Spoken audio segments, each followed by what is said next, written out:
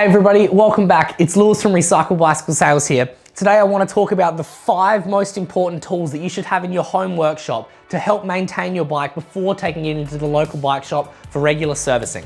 Being able to make basic repairs on your own bicycle back at home are important skills that I think any cyclist should have. Today we're going to talk about some of the most common tools to be able to get these jobs done. You would have seen us use lots of these tools, if not all of them, in some previous videos on our YouTube channel as well. But today we're going to dive into some of the important ones and we're going to talk about why you need them. The first group of tools I want to talk about is Allen keys and screwdrivers. We've got a normal Phillips head and then we've also got a flathead screwdriver here.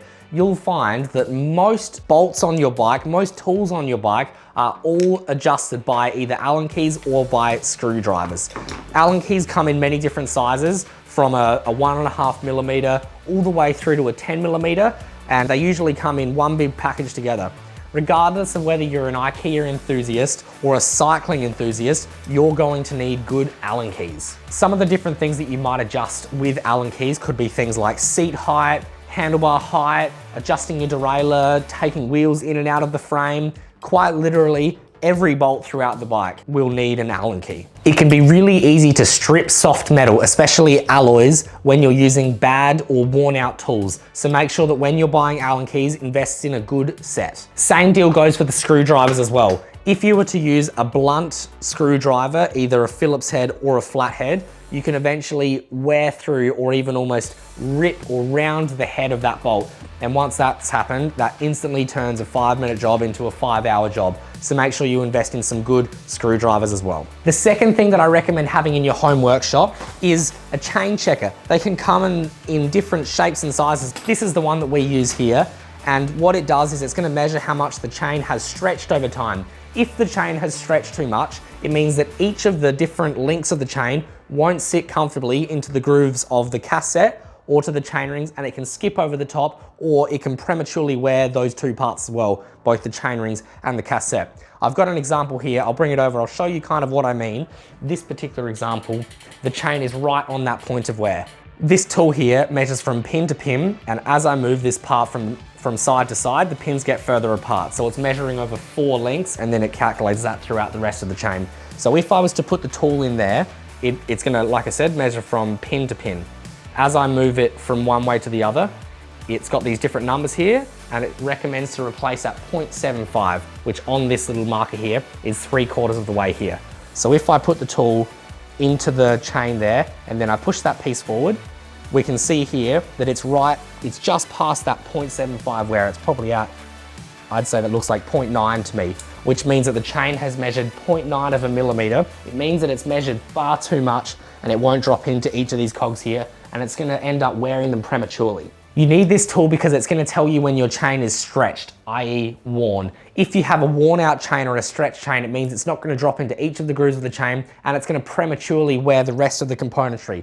Now remember, the chain is a consumable part, so you will eventually have to replace the chain. When this tool tells you that you do need to replace it, don't be upset. That means that you've been spending lots of time on your bike. Another tool that you need to have in your home workshop or even in your saddlebag for when you get a puncture is tire levers. Tire levers can come in so many different sizes and colors and thicknesses and strengths. I strongly recommend going for plastic ones. They also make metal ones, but metal ones can damage the rim of your wheel as well. So you do not want to go metal ones if you can avoid it. I always like to have 2 on hand if I can. Sometimes I like to try and show off and get the tire off without using any, but if nobody's watching, maybe I'll just use a pair of tire levers. Tying into tire levers, excuse the pun, we're also going to need to make sure that you have the right size tube that you're going to need as well. It's not something that we've mentioned here, but while we're talking about tire levers, I think it's worth noting.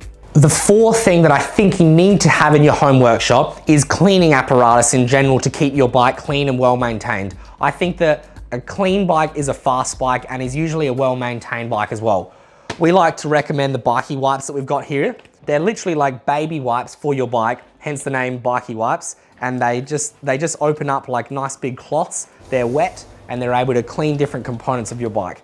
This one here is a frame cleaning wipe, so we can obviously wipe down the frame as needed. They also make rotor wipes, which are very heavy in alcohol, almost like a disc brake cleaner. And then they make a degreaser wipe, which is really good for cleaning your chain, your cassette, and then all in just the drivetrain in general. I strongly recommend keeping your bike well maintained and keeping it clean. And if you don't keep your bike clean, it can get expensive fast, and mechanics don't like working on dirty bikes. The final thing that I want to talk about is a torque wrench. A torque wrench is going to measure how hard you're tightening each different bolt. If you have any carbon fiber on your bike, this is a must, and I could almost say that it would have been #1 in all the tools that you've got. A torque wrench is going to make sure that you don't over tighten the bolts or crack carbon. Honestly, it's the best form of insurance that you have, is an adjustable torque wrench. I just said adjustable at the end there because I have another torque wrench here which is preset. This one here is 5 Newton meters and it's a 4mm Allen key, which is perfect for tightening up little seat posts or something like that. But having a proper torque wrench like this means that I've got options for different heads of different tools here. And I was saying adjustable because I can either tighten or loosen it as needed. Sometimes you'll have a 2.5 Newton meter bolt, sometimes you'll have an 8 Newton meter bolt, and there is a big difference between those two numbers. If you were to tighten them the opposite way around, you're gonna crack whatever that bolt is. So make sure you have a torque wrench if you have carbon fiber. Now, unfortunately, the issue with torque wrenches is that they can be a pretty big investment. You'll often pay north of $100, but repairing carbon fiber is significantly more expensive than that. So I strongly recommend making the investment now so that you can work on your bike safely. Another one that's just come to me, we were talking about maintaining your bike, chain lube. You absolutely need to have chain lube. There's 2 main types of chain lube. We can look at dry lube or we can look at wet lube. I think that dry is a better performing lube, but wet lube lasts longer. It does tend to get a little bit dirtier though.